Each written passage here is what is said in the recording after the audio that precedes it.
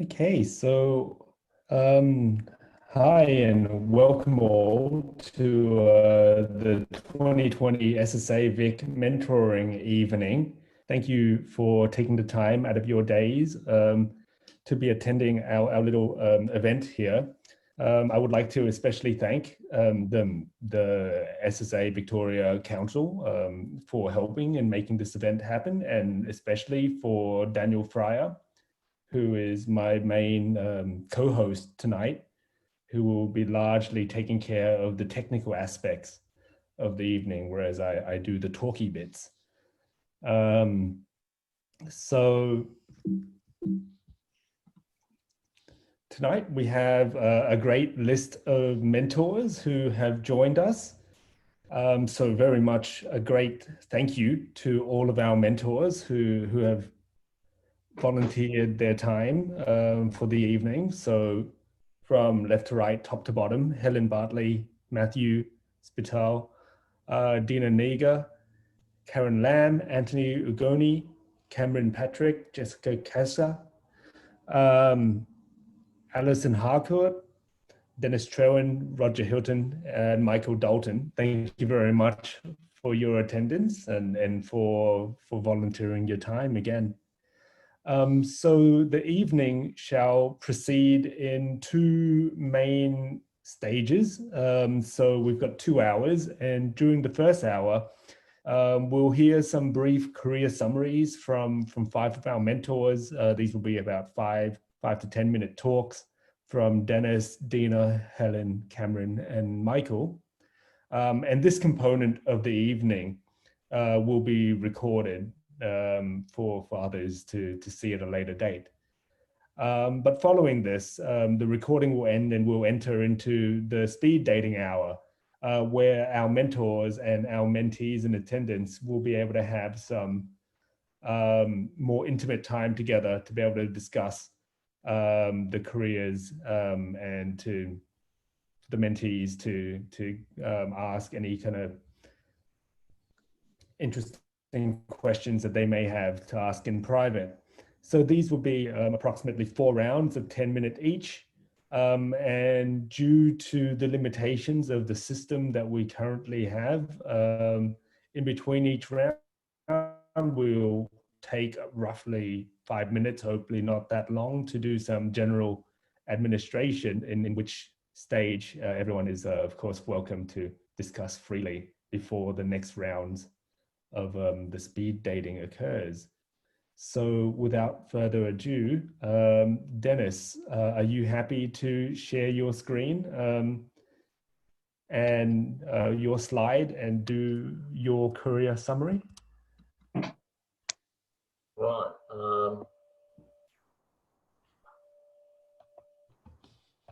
Okay. I'm not quite sure how to share the screen for the slides. So that's okay. If it's okay with you, I can share your screen because I've got your slide. Yeah. Okay, well, I thought that's what was going to happen. Yeah, that's fine. I can share that. All right. Okay. Well, I don't need it just yet, but just what I was going to do was quickly go through my career as a statistician, and then I'll talk about some of the things that I thought helped me along the way. I initially graduated from Melbourne University with a Bachelor of Science, majoring in mathematics and statistics. And whilst at Melbourne University, I was awarded a statistics cadetship by the Australian Bureau of Statistics. So that's where I started work after completing an honours degree at Melbourne University. And I started work in the methodology division, and I had a surprising variety of work in my early years there. Of course, I was involved a lot in sample designs and analysis from sample surveys, but also I got involved quite significantly in seasonal adjustment. At that time, seasonal adjustment was a fairly new technique for official statistics, at least, and we spent a lot of effort trying to estimate what are known as trading day effects. The fact that in those days, perhaps changed now, there used to be a lot more shopping on weekdays and on weekends. It's probably the other way around now. And also things like moving holiday effects. The fact that Easter, for example, can vary from March through to April. And another interesting one, which did have a surprising impact, was Father's Day, which the shopping is generally done in the last 2 or 3 days. A lot of the shopping is done in the last 2 or 3 days before actual Father's Day, and we found that when Father's Day was early in September, the impact was in August rather than September. So there's a few quirky things we had to take account of in the seasonal adjustment. And I was also actually responsible for the first development of a socioeconomic index, which is now known as CEFA and is used quite widely in a variety of purposes, including allocation of grants.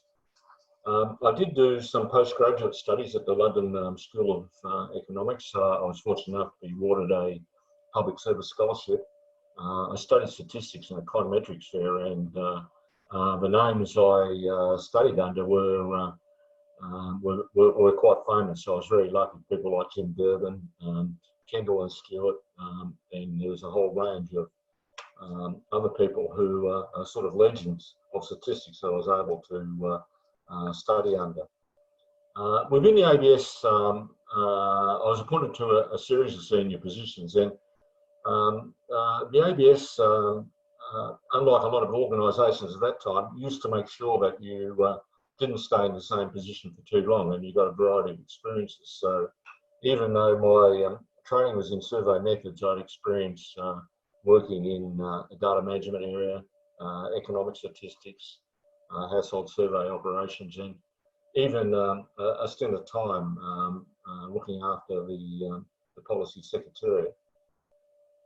In the 90s, I spent 3 or 4 years in New Zealand as deputy statistician at Statistics New Zealand, the official statistical agency there, and that was a great experience.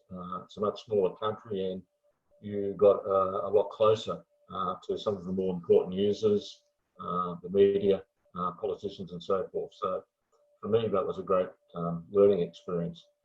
And I was encouraged to come back to Australia in the mid-90s to be the Deputy Australian Statistician, and ultimately became the Australian Statistician, which is, if you like, is the Chief Executive of the Australian Bureau of Statistics. And for most of that time, I was also one of the commissioners for the Australian Electoral Commission. I was appointed, I guess, because of my knowledge of population statistics, statistical analysis, and the Australian statistician has to be a person of high integrity, which is also important for a commissioner of the Australian Electoral Office. Post-career, I've done a number of interesting things. I've been on a number of boards. In fact, I still am. I've done a lot of consulting work. I've undertaken some short-term contracts, mainly in international agencies like the United Nations Statistics Office, and I've been involved in some government reviews where they felt the services of a statistician were necessary.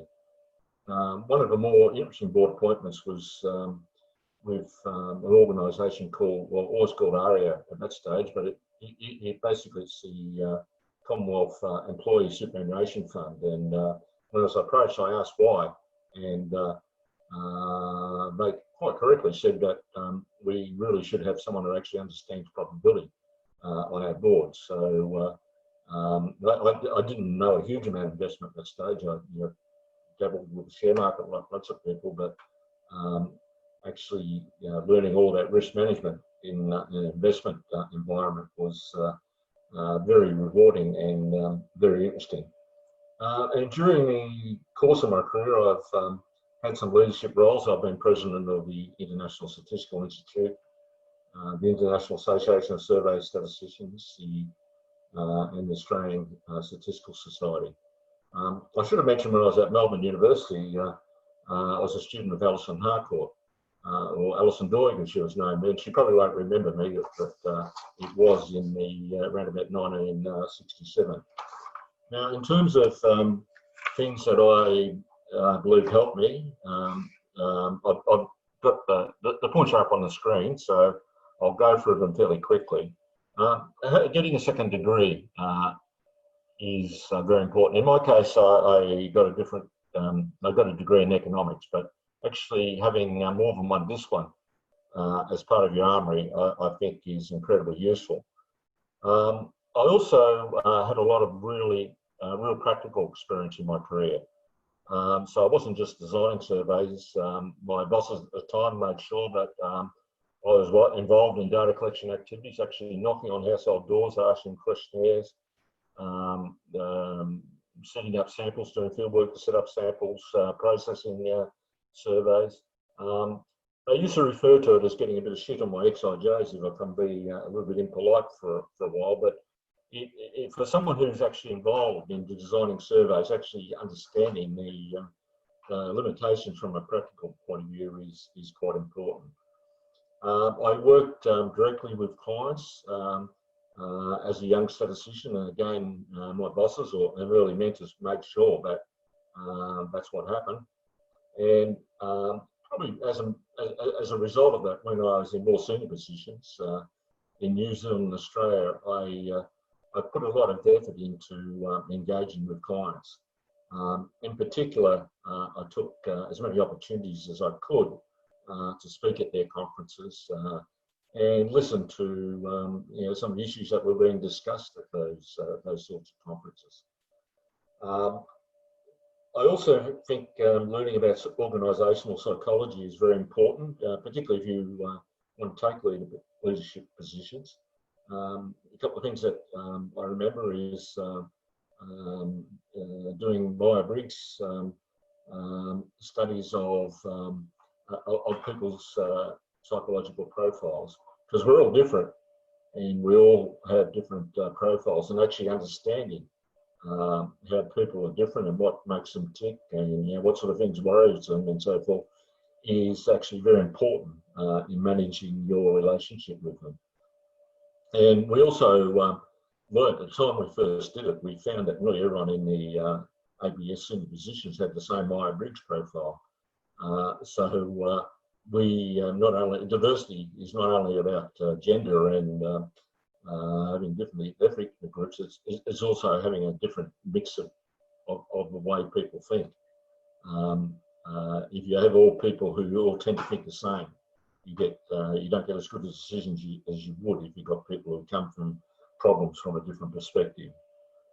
And also learning a bit about emotional intelligence, how as a leader you should act according to the circumstances. And it's important for good leaders to change their leadership style depending on the circumstances. You may want a very directive military style if there's an emergency, but you don't want to be adopting that sort of style all the time, or your staff will soon get sick of you. I was fortunate to have some leadership and management training. I got a scholarship to attend the Harvard Business School, so that was very informative, useful as well. Particularly talking to some of the other people who are on the course who are also sort of mid-career people, and you almost learn as much from discussions with them as through the formal classroom training. Understanding communications techniques. We're not all, I wouldn't regard myself as a great communicator, but when I'm giving presentations or writing, I put a lot of effort into making sure the structure of what I'm communicating is very good, so that even though it may not win any literary prizes, if it's well structured and well set out, you get the message across. Mentors is very important. I guess that's the purpose of this session. I was very lucky. I had two very good mentors early in my career, my immediate boss and also the head of the methodology area of the ABS, who put a lot of personal attention into, into making sure that I was having a well-rounded experience and giving me those opportunities. But also later in your career, it's good to be able to talk to people. And one of my colleagues is Lang Cook, who was the government statistician in New Zealand and UK around at the same time as me. And we actually formed a close friendship in the early 80s, but we regularly talk to each other just to bounce ideas from one to another. And we're both involved in some extent in the COVID-19 pandemic at present. And just an example, Len wants to talk to me tomorrow about a few ideas he's got and to bounce and get a second opinion on some of them before he puts them forward.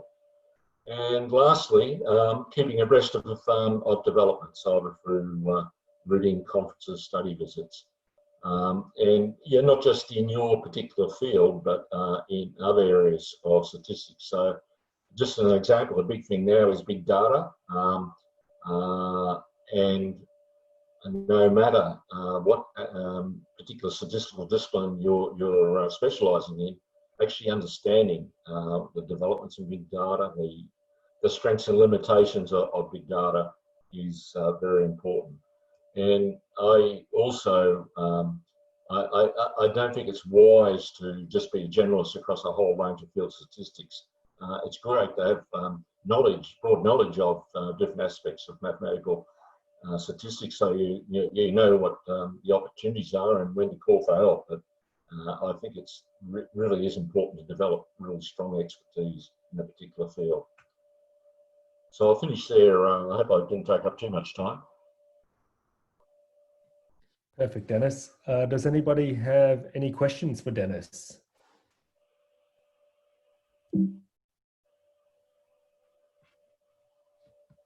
If you want to ask a question, I'll remind you that your microphone is on mute by default.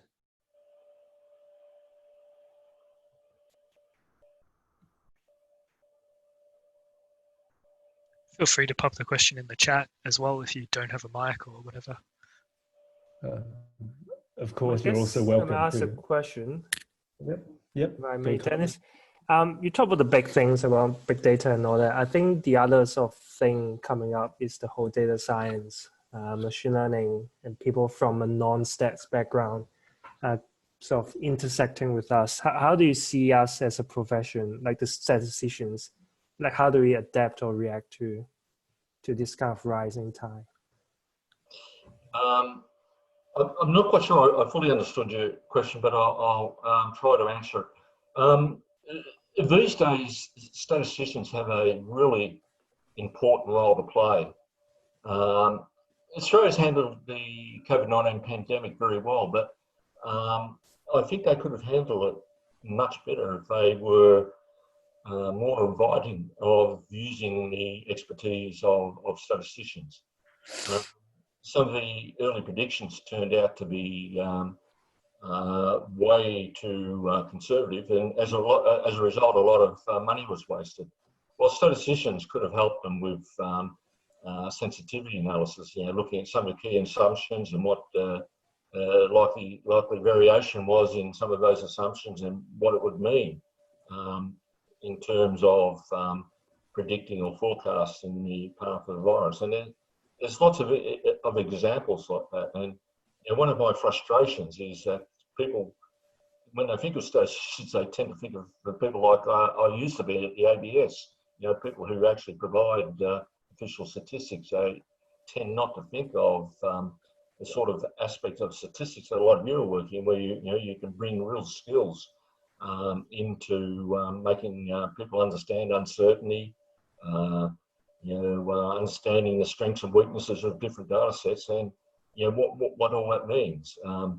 Because it is important to not only make an estimate, but actually understand the uncertainty around that estimate and what's driving that uncertainty. Yep. Thank you. Thanks, Kola. Thanks, Dennis. If anyone else has any questions for Dennis, then you might be lucky enough to get him as your mentor tonight, and you can ask him directly then. So next, I would like to invite Dina to unmute herself, and if she has a screen to share, she may also wish to share her screen. give it a go. Now, try this.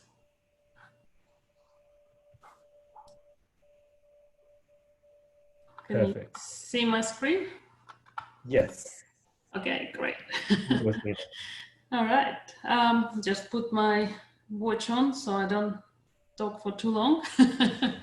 Hi, everyone. And I guess thanks for the invitation. And I think I need to fess up of why I'm interested in being part of the event and volunteering to be one of the mentors. So you know that there is a self-interest involved here. Firstly, I like to give advice. So be aware. I know it's against best mentoring practice, but you know, use the platform when you have it, right?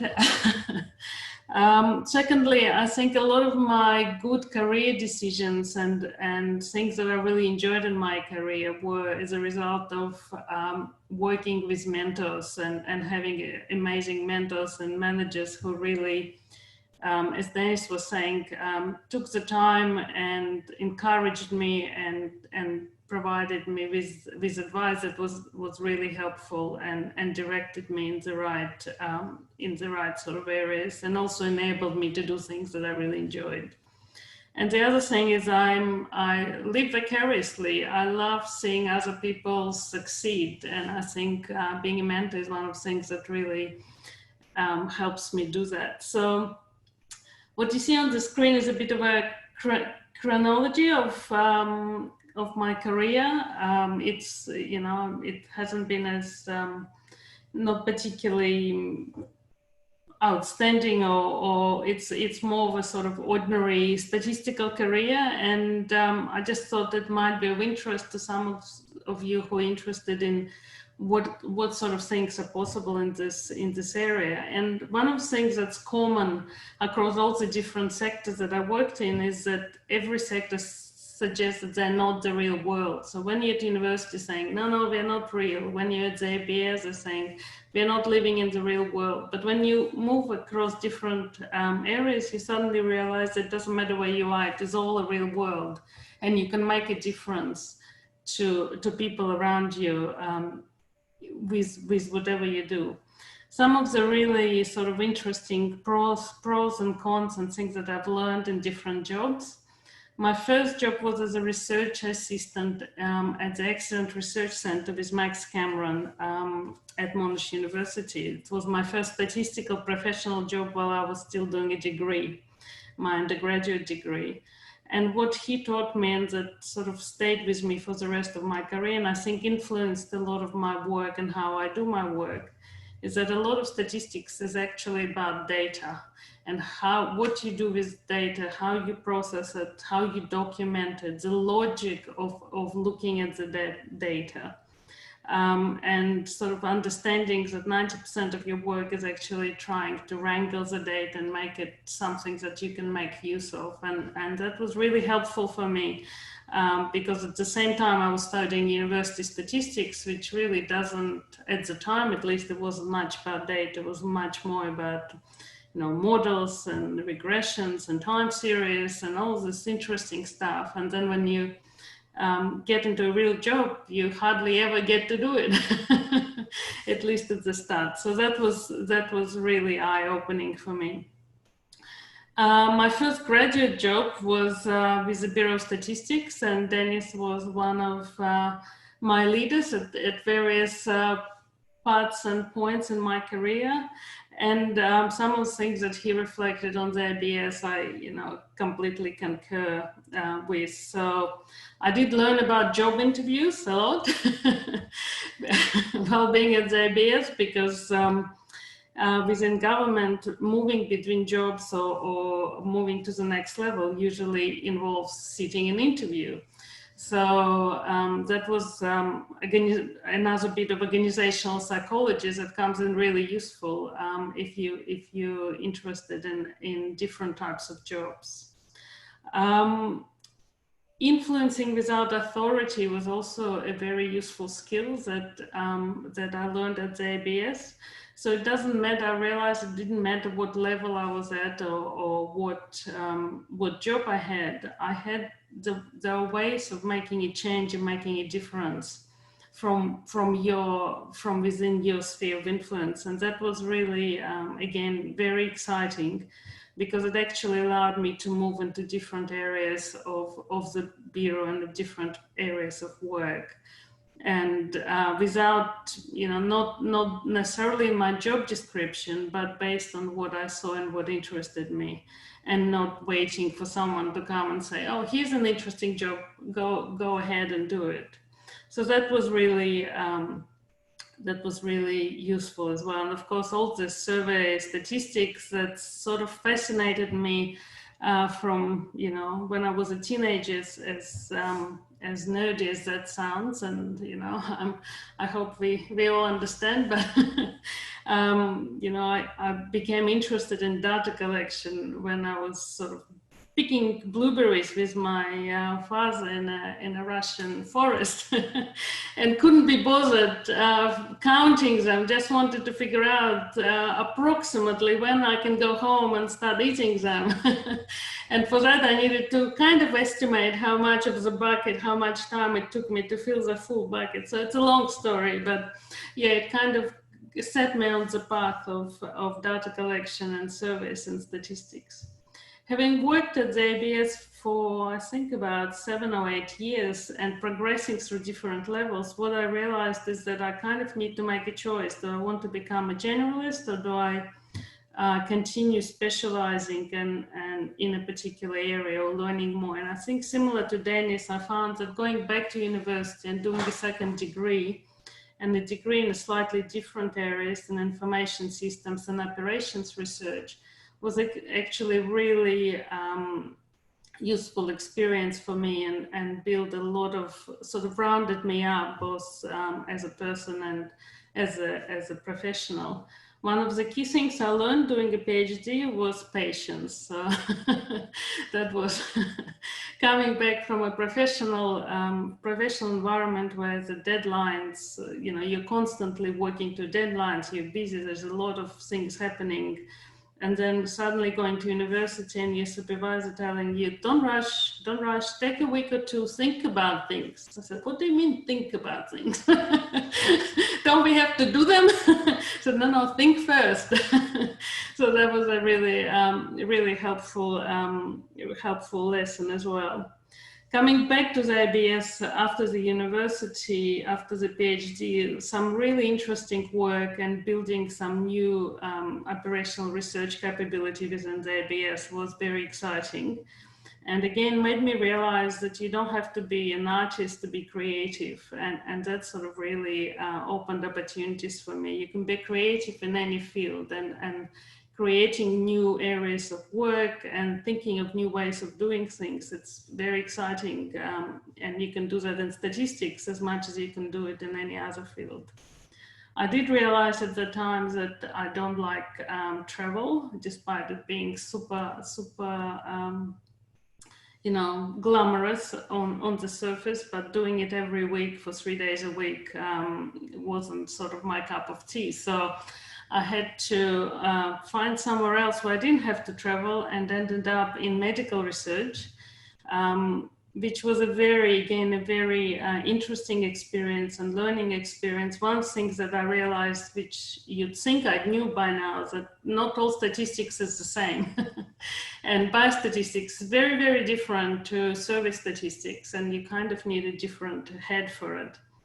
And it's not really the best place to work for someone who hates anything to do with medicine. So yeah, I know I should have kind of figured it out beforehand, but some things take a while to understand. So once I figured it out, I ended up working in a private business, which is actually a social research survey. So back in survey research and survey methodology, which felt like home straight away as soon as I got there. So again, pros and cons. One of the things that was really interesting is, for the first time in my life, is not having all the bureaucracy and all the layers of management and hierarchy to work with. And I got there within about the first week. I said, "Oh, I'm missing a whiteboard." So I talked to my boss. Said, how do I go about getting a whiteboard?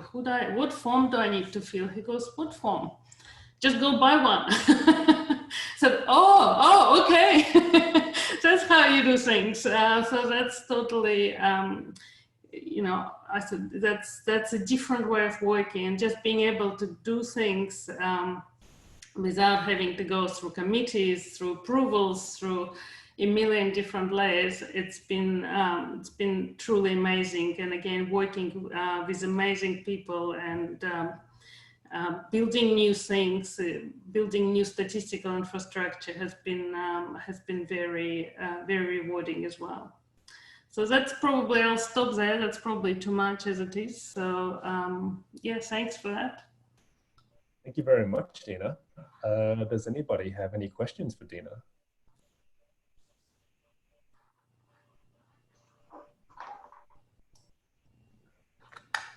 Yes, question. Damien? Yes, see, Dina, you mentioned you didn't like travel. Many people don't own up to that. And I'm interested whether you're enjoying the times now that we're all locked into our homes, but also more broadly, how did you cope when you were asked to travel a lot, but you didn't want to? I am enjoying home, especially having a puppy, but I think this is a little bit too much. I don't mind travel for holidays. So yes, but I'm probably not suffering as much as other people from working from home. How I think the way I approach my job is the job needs to be done, so you do it, and if it doesn't work with me, then I need to find another job, which is how, you know, I ended up in a medical research system, and you know, having at the time, I think it would be quite different now, but at the time, I think my position was I was head of branch, and I think I had about, I can't remember, you know, 30, 40, 50 people in Canberra who I was looking after, and I was living in Melbourne. So that's, you know, the way I work, that wasn't really an efficient way of working, and it didn't give me the sort of sense of satisfaction that, you know, I was achieving and I was doing the best I can. So at that point, the decision needs to be made. Well, do you stay within the environment, or do you find something that, you know, what's more important? So at that point, for me, more important was living in Melbourne, and you know, that kind of led to other opportunities. So yeah. Thank you, Dina. And if anyone else has any questions for Dina, of course, if you're lucky enough to get her, then you can ask her then. Next, can I please ask Helen to unmute herself?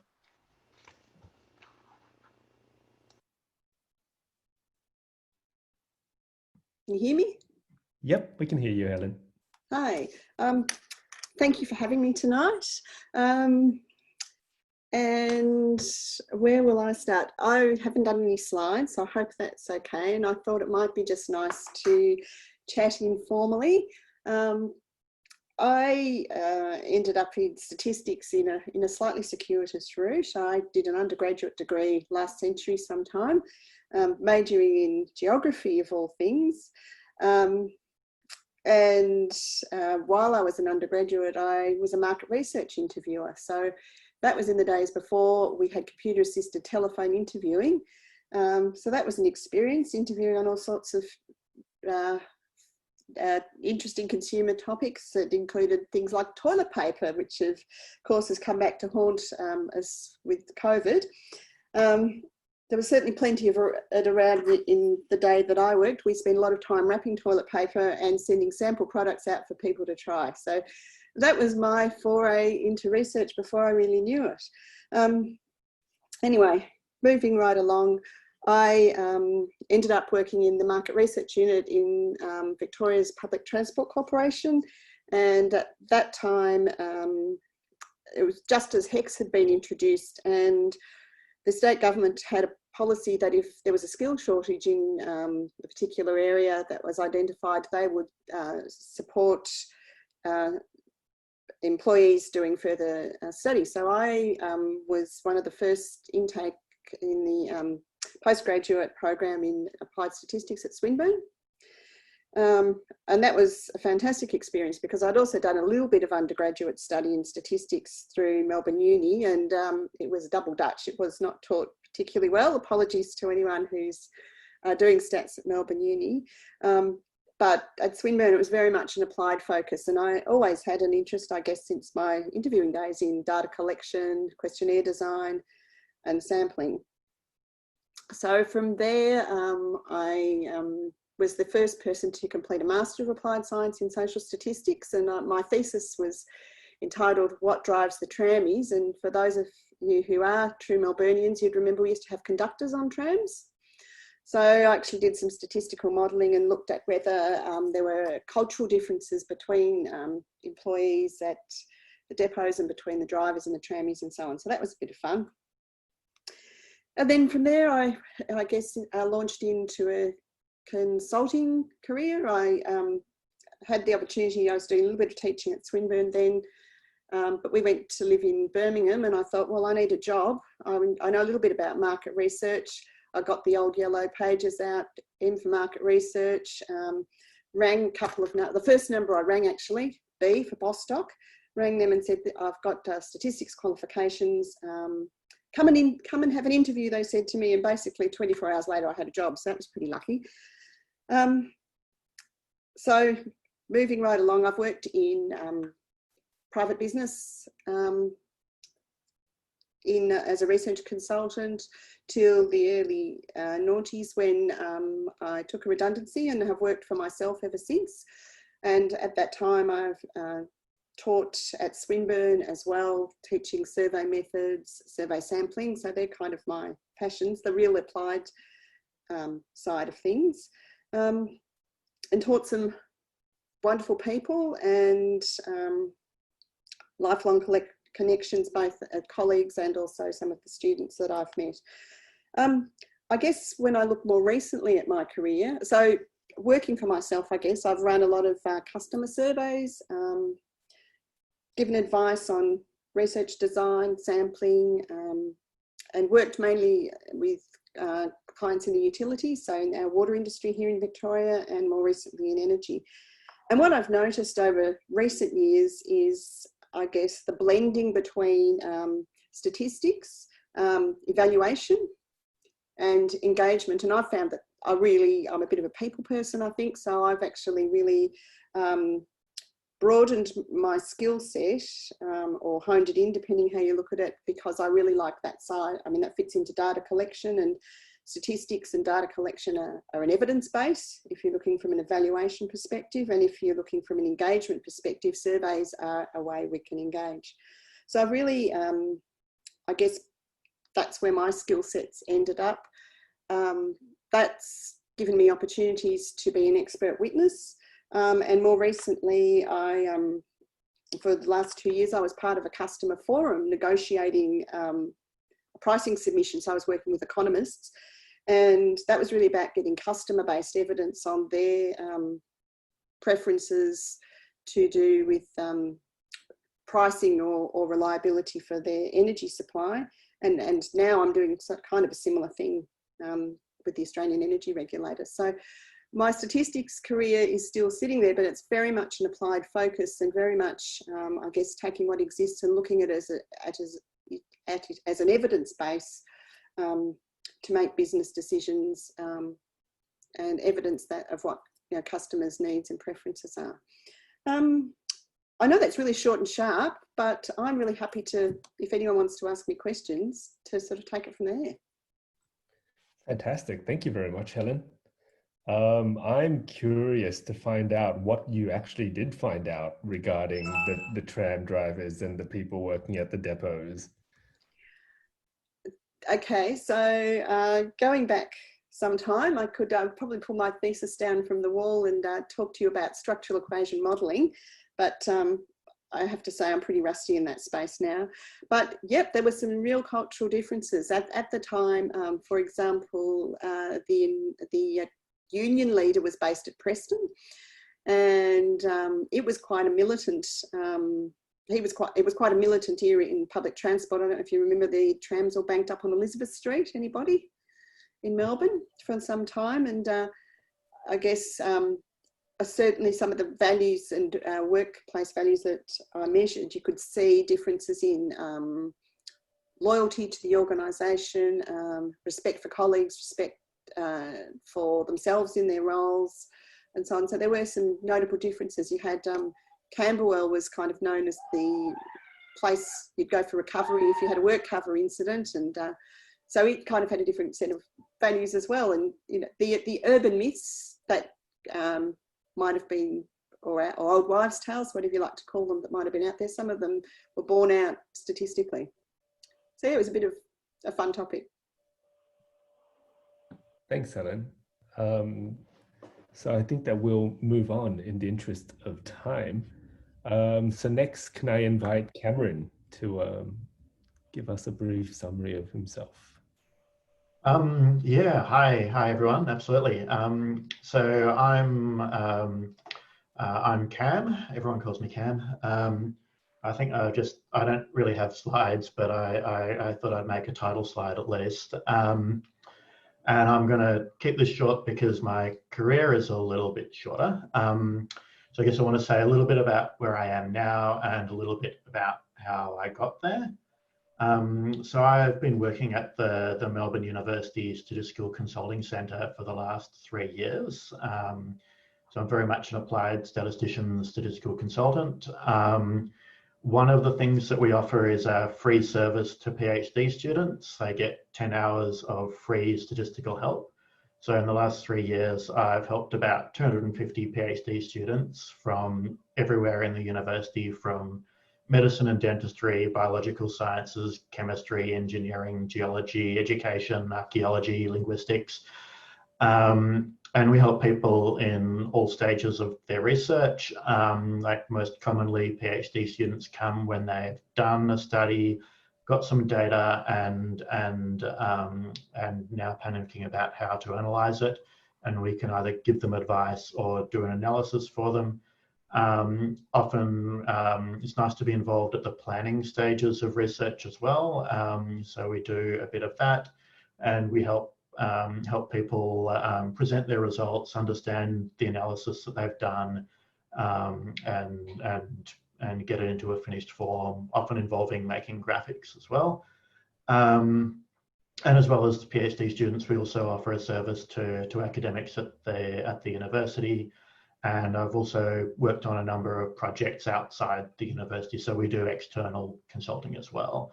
So an example of that was we did a project for Victoria Legal Aid, helping them predict where future demand for legal aid services are likely to be. So we had a bunch of sort of explanatory variables that went into a random forest, as well as predictions for population growth in different areas, and we sort of helped them do some time series modeling on that. We do work for the pharmaceutical industry. We do a little bit of expert witness work, and also teach courses and workshops. So this is a lot of variety. And as someone fairly early in my statistical career, variety has been a fantastic learning experience. And I'm, I guess, feeling incredibly lucky to have been able to dabble in a lot of things in a short amount of time. The other thing that has been great about working in a team of, there's about half a dozen statisticians in the consulting centre, which meant that I've had a bunch of great mentors more or less on tap to work from, to help me guide me in my work, and to answer all of the questions which I would like to believe have got progressively less stupid over the last few years. But I've only been doing that for a few years. And really, I only even thought that statistics might be something that I wanted to do around when I turned 30. So unlike, I think, everyone else who's spoken before, I didn't do an undergraduate degree in stats. In fact, the story of my life is that I haven't really known what I wanted to do. I've got most of a major in sort of physics, philosophy, linguistics, and finally completed a pure maths degree, which took about 7 years in a mix of full-time and part-time. And of those, philosophy has turned out to be surprisingly useful in terms of the way I think about statistics, in terms of the big picture thinking, and also I think inspiring a bit of curiosity about just about everything. And so I ended up after all of that working as a computer programmer. So looking back, it seems that I've always done work that's involved a lot of data. So I worked very briefly at an investment fund in 2008. For those who remember their recent history, 2008 was not a great year to be in finance due to financial crisis. Then I ended up working in the oil and gas industry for 5 years, first in Perth and then in London. And that actually involved working as a computer programmer, but this involved a lot of data analysis, a lot of data visualization, and modeling, but not in the sense that statisticians think about it. So it was sort of deterministic modeling, differential equations, and so on. And after a while of that, I sort of came to the conclusion that really wasn't comfortable working in the oil and gas industry. And beyond that, I wasn't feeling super satisfied as a programmer, and thought I'd go back to university again and do more maths. I thought I'd become an applied mathematician or do operations research.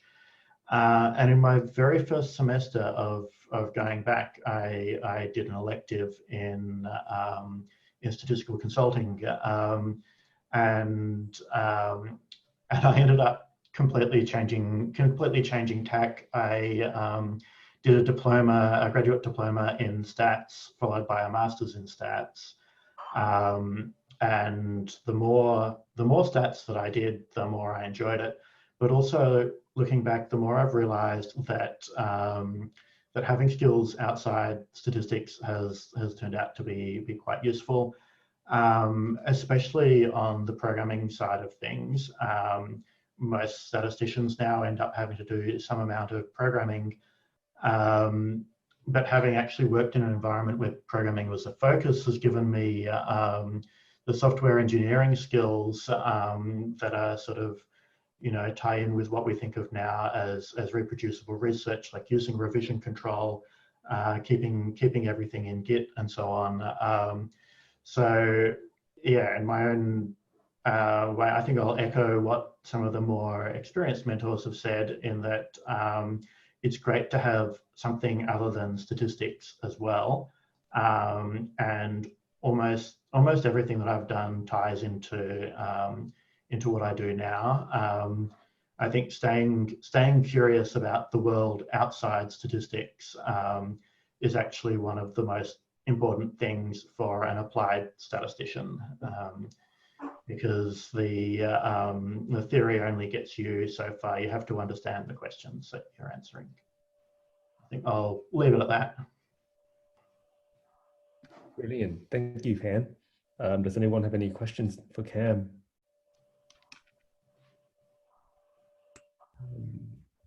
Otherwise, we will move on to our final speaker, Michael. Michael, if you would like to unmute yourself. No worries, thank you. Can you hear me okay? Yep, absolutely. Just share my screen. Whoops.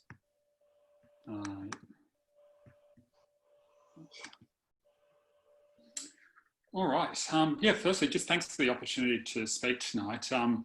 It's amazing to hear the previous speeches and the similarities between them.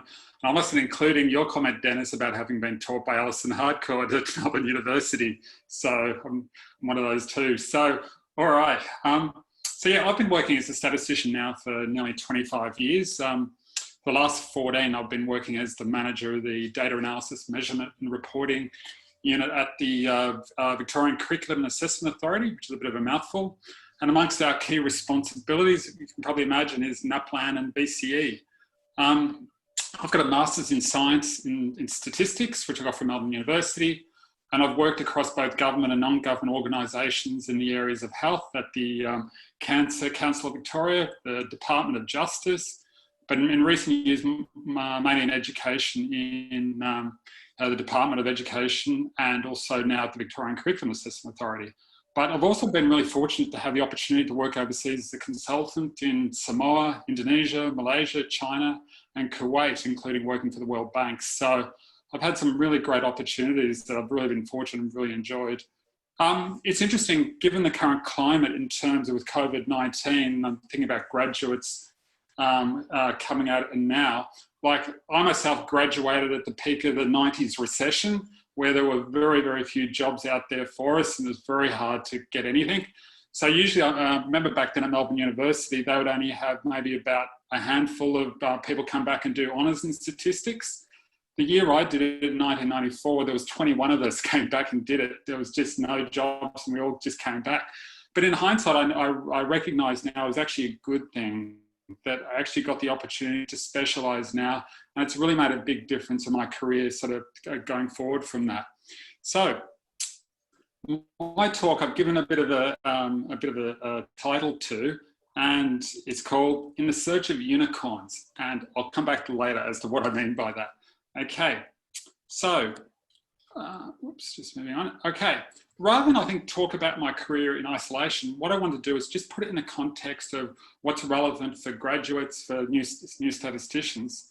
I went to a really good course a few years ago at, with Monash University on data science for managers, and they talked about the three key skill areas, and I think it applies to statisticians as well. But so the obvious first one is the area of statistics, in terms of what we learn at university is important, as well as what we learn on the job. And I'm still using that on a daily basis. It's not just, and it's also not just about the skills we learn, but more importantly, the way we think and the way we continue to learn to think. How to say, it's the way we think through problems. I think it makes us stand out as statisticians. And it's the fact that we want to see the big picture and want to understand why. A significant part of my work at the VCAA is it's conceptual work. It's the sort of thinking. So one of my recent projects I was heavily involved with the last couple of years is in relation to NAPLAN. So NAPLAN is currently going through a transition from a static paper-based test to an online assessment.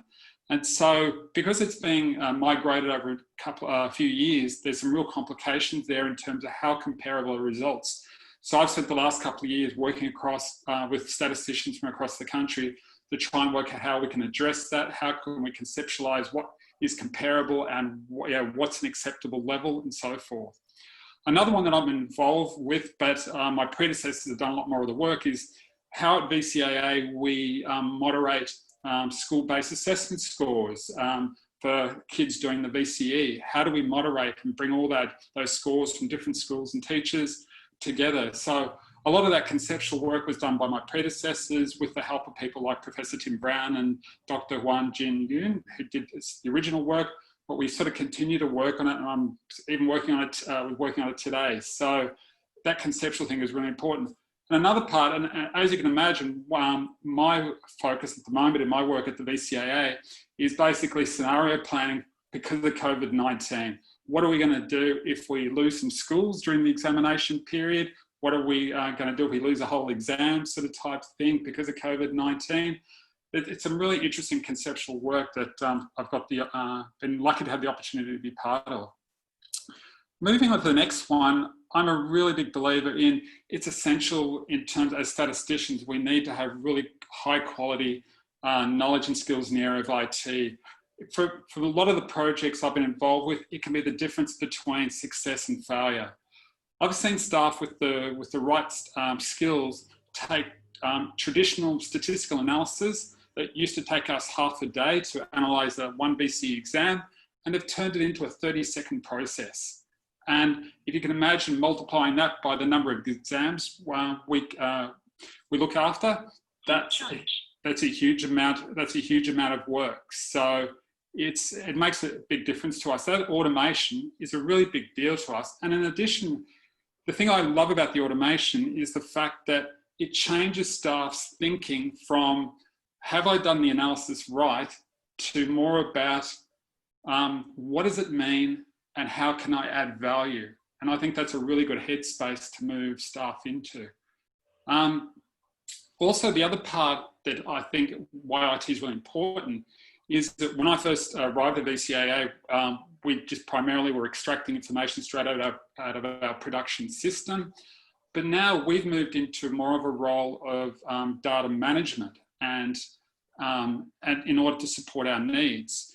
It's interesting, as an organisation, we went through the thing that a lot of organisations went through of doing the big bang and doing the data warehouse. And like most of them, we ended up failing. So as a team, to overcome this, we've actually built our own data mart. And that's actually taken good staff with good IT knowledge who could understand the statistical requirements to get that built, to design it, to construct it, to maintain, and to continue to enhance it. The next one, which is, it connects in so well with what the other mentors have been talking about. It's subject matter, having that knowledge of the area you're working in. It's so vital. It was good to hear Dennis and several others talk about the importance of that. But to me, I think it's one of the really hardest areas. And I always found it really hard as a statistician when in those first few years I worked in different areas and you just face such a steep learning curve. But it really does help you in your role in having that knowledge of the business. And for me, there doesn't seem to be any shortcut other than just doing the reading, doing the study, and just spending time listening to others. An important element of what I do at VCAA, or what my team do at VCAA, is we provide professional development to school staff. So we go out and we actually train teachers, like VCE teachers, how to use the statistical analysis that we do of their results. And so what's been really important in that is, as we've got better at it and got to understand schools, we've been able to better explain those results in terms of what it means and how it can inform what they're doing in terms of practices. So I had to say, and because of that, we are now seeing an ever-growing demand from schools for our services because they can see how we are connecting in with the business. So they're the sort of the three key areas, but and that's what was sort of mentioned in that course I went to at Monash, but I think there's a few others that need to be mentioned. Whoops, sorry. Sorry, I'm working two computers and doing the wrong one. All right, so obviously the ones, and I think some of the mentors have already talked about this, are communication skills, interpersonal skills. I think the ability to be able to work with other people is so critical, which links into the next one, collaboration. The ability to be able to work with people is so vital, to be able to exchange ideas in a constructive manner. There's also the other thing is it's the being willing to take a risk in terms of being able to put your ideas forward and be prepared for the fact that you will get feedback where sometimes you get it wrong, sometimes you get it right. But I think that's a really important element in terms of being able to take a chance and to provide constructive feedback to others and to receive it yourself and learn from it. So to me, in addition to those three circles, I think these other ones are also really critical. So I'm up to, so nearly finished. So in managing an analytical team for so many years, I can tell you that these are the skills I look for in terms of when I'm employing staff. So why do I call this talk In Search of Unicorns? Well, if you can find someone with all these skills, you've found a unicorn. It's a really high standard to achieve, but it's something I think we all need to strive towards. In my career, I found one of these. And as far as I'm concerned, you pay them as much as you can and you keep them happy.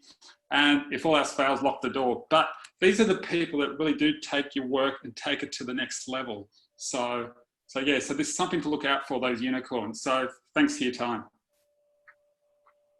Thank you for that, Michael. Was the unicorn yourself? Was that a... No, definitely not me. No, it was someone who unfortunately left us about 3 years ago, and I've been crying ever since. But no. Does anyone else have any questions for Michael? Because otherwise we'll get into the second phase of our session now, which is to break everyone up into individual rooms so that people can have one-on-one time with the mentors. So there may be a small